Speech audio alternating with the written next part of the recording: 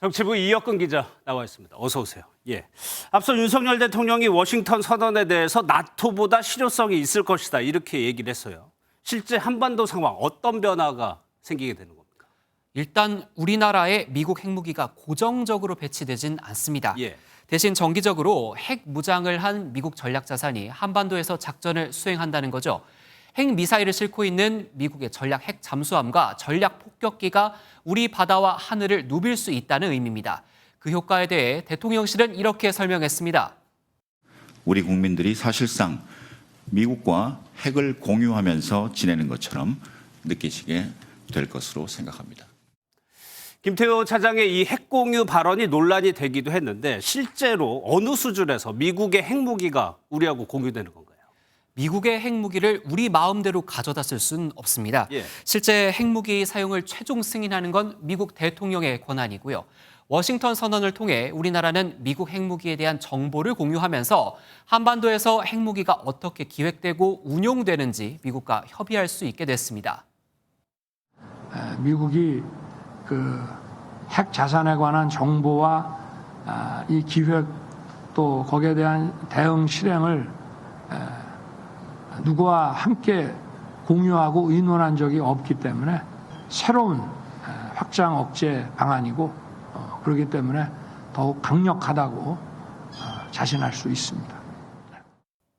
이런 내용에 대해서 북한이 오늘 비난하면서 결정적 행동이라는 걸 예고했습니다. 그러면 앞으로 북한의 도발이 더 세질 수 있다 이렇게 예상할 수 있는 거 아닌가요?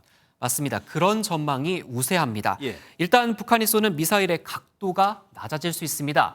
북한이 지난 13일 높은 각도로 ICBM을 쏘아 올렸고 솟구쳤던 미사일은 동해상에 떨어졌습니다. 이걸 40도 안팎 정상 각도로 쏘게 되면 5,000km 이상 날아갈 것으로 추정되거든요. 또 미국의 북한 전문 매체 38노스는 북한이 영변 핵시설 곳곳에서 확장 및 개축 작업을 계속하고 있다고 전하기도 했습니다.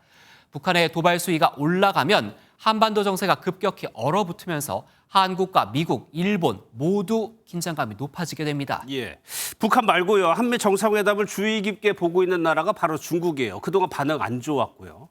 대중 외교 문제 없는 걸까요? 중국은 워싱턴 선언으로 우리나라가 나토 회원국과 동일한 재위, 대등한 지위를 갖는 것에 대해 불쾌함을 드러냈는데요.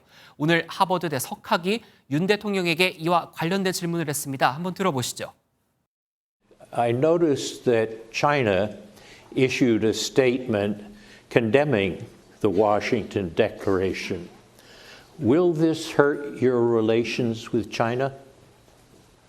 저희는 중국과의 관계를 늘 상호 존중에 기반해서 양국의 공동이익을 추구하기 위해서 노력을 하고 있습니다.